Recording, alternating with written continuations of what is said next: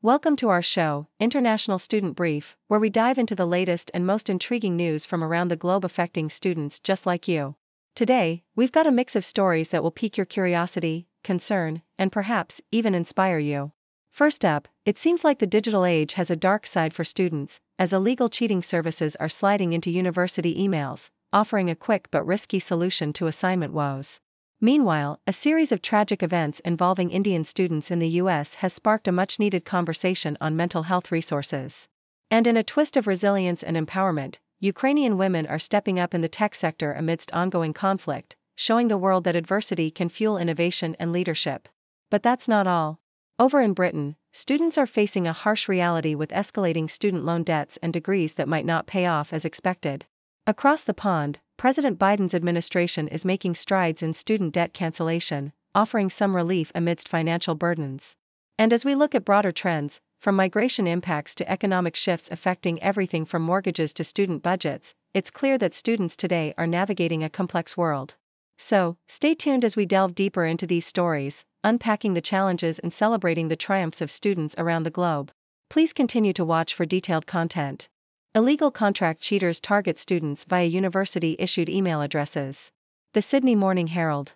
Illegal cheating providers are targeting students directly on their university-issued email addresses, as experts warn courses are being infiltrated by people who are accessing pupils' data and helping peddle SA mill services. Multiple students at the University of NSW have reported receiving the promotional information, written in Mandarin, from industrial cheating services offering to write essays and assignments for payment. Indian students' deaths highlight need for improved mental health resources, experts. Yahoo! The deaths of 7 Indian college students across the United States in less than 2 months have shocked the community and raised serious questions about how they could have been prevented. Although the deaths are unrelated, there is concern about students' mental health, particularly among those in the Indian community, experts told ABC News. The incidents involved Indian students from different universities, and range from death by suicides, accidental overdoses, and a brutal assault, according to authorities. Ukrainian women's startups fuel tech sector resilience. South China Morning Post.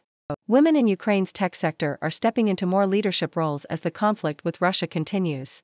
Martial law prohibits most men of military age from leaving the country, which has given women the opportunity to take charge of raising funds, finding new clients abroad and embracing other key roles. The representation of women in leadership positions in Ukraine outstrips that of the European Union and globally. The tech sector has proved resilient, with revenue rising nearly 1% to $7.97 billion in 2022 and forecast to increase to $8 billion in 2023. Britain is selling students worthless degrees and a lifetime of debt. Telegraph. UK students are not being properly informed of the costs and benefits of their chosen degree, leading them into a lifetime of high taxation, according to Neil Record. The government has failed the country in higher education, he said, and universities are treating students as low-paying consumers. The student loan system, introduced in 1998, has not been reviewed or reassessed since, Record said. Graduates must repay the loan once they earn over £25,000, $32,000, per year, paying back 9% of their salary to the government. The loans are collected by HM Revenue and Customs and are payable for 40 years after graduation. This makes the loans more like a graduate tax, Record argued. Universities have responded to low fees by recruiting large numbers of foreign students, he added. Britain's highest student loan debt balloons to £231,000. Telegraph. The highest student loan debt in the UK currently stands at £231,000, according to data from the Students' Loans Company, SLC. Another graduate has accumulated £55,000 in interest alone. On average, students in England leave university with £44,940 in student loan debt. The highest repayment made by a graduate is £111,000. The SLC attributes these exceptional balances to government policy that exempts certain courses from repeat study restrictions and permits funding for additional years of study. In the academic year 2003 to 2004, the average amount of debt a UK student amassed was £3,190, but this has risen to £14,560 in 2022 to 23. The government expects that only 27% of full-time undergraduates starting in 2022 to 23 will repay their loans in full. After Navalny, Russians abroad are at pivotal moment in quest to remove Putin. CBC. Opposition figures outside of Russia are faced with a crucial moment in their efforts to unseat President Vladimir Putin following the recent death of Alexei Navalny, according to an analysis by the Canadian Broadcasting Corporation.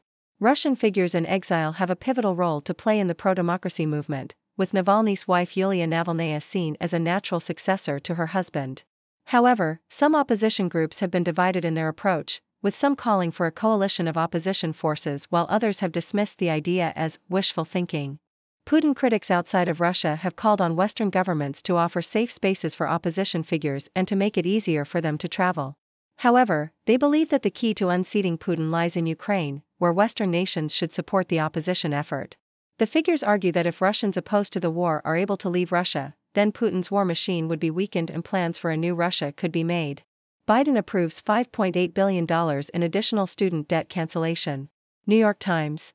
The Biden administration has canceled an additional $5.8 billion in federal student loans for nearly 78,000 borrowers, including public sector workers such as teachers and firefighters. This brings the total amount of student debt eliminated by the administration to $143.6 billion for almost 4 million borrowers. The latest debt cancellations are part of the Public Service Loan Forgiveness Program, which forgives borrowers' debt after 120 payments. The program has improved in recent years after the administration made several fixes. Despite these efforts, the total amount canceled is still significantly less than President Biden's initial proposal to cancel up to $400 billion in debt for 43 million borrowers, which was blocked by the Supreme Court. New Mexico State, federal lawmakers look to boost college enrollment, graduation. Yahoo!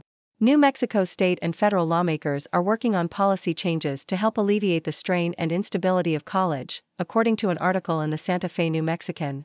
New Mexico has already signed a bill to help fund the state's Opportunity Scholarship, which pays for up to 100% of tuition for state residents at 2- and 4-year public colleges for those later in life. U.S. Senator Martin Heinrich and U.S. Representative Melanie Stansbury have put forth a bill to expand student support services at colleges and universities across the country. What the Fed's moves mean for mortgages, credit cards, and more. New York Times.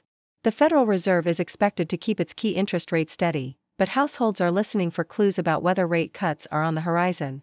The central bank has raised its benchmark rate to the highest level in over 2 decades, but with inflation still somewhat stubborn, rate cuts may not be imminent. However, some banks have already begun to anticipate possible cuts by reducing the rates they pay to consumers. Credit card rates are closely linked to the central bank's actions, meaning consumers with revolving debt have seen rates rise quickly over the past couple of years. Migrant numbers growing as government student crackdown begins. The Sydney Morning Herald. The Australian federal government may face questions over its control of population growth, as new figures are expected to show an additional 150,000 migrants entering the country. This influx threatens budget forecasts for total migration numbers. The Australian government had predicted net overseas migration to decrease to 315,000 by the end of the financial year in 2024. However, a 150,000 increase in the September quarter would make it difficult to remain within this target. Thailand Sretha halts overseas travel for 2 months. Nikkei Asia. Thailand's Prime Minister, Sretha Thavisin, has announced that he will not travel abroad for 2 months following public criticism of his frequent trips overseas. Thavisin has spent a significant amount of his 6 months in office traveling abroad to promote investment in Thailand, but has faced criticism for not focusing on domestic issues. I'm an 18-year-old Canadian student, and I scrimp by on less than £25 a week. Telegraph. An anonymous 18-year-old student from Canada has described how they are able to minimize their spending. The student lives in a house they purchased with their brother and 2 roommates, with the income from the latter used to pay off the mortgage, while the student's rent goes into a savings account for their studies. The student's parents pay for their food and subscriptions to Netflix, Amazon Prime, and Disney+. The student currently earns $850 £495 per month, but can earn more when not studying. However, the student said they rarely eat out and have cut back on online shopping and only buy groceries when necessary. The student's goal is to leave university debt-free and save for a down payment on a second house. Thank you for tuning in. The content above showcases the latest briefing reports and analytical synopses, thoughtfully curated by the 6Do team. These insights stem from a wide array of reputable media outlets, think tanks, government sources, and specialized experts worldwide. We encourage you to explore these sources for a comprehensive perspective. Keep in mind that while the content may not always align with the official standpoint of 6Do Brief, it's not meant to be taken as absolute directives for decision-making. Comprising seasoned media professionals, learned scholars, and accomplished scientists, the 6Do team embodies a trailblazing, fully independent media entity. To customize 6Do Brief to meet your professional needs, you have the option to subscribe to a diverse array of briefings on our website, 6dobrief.com.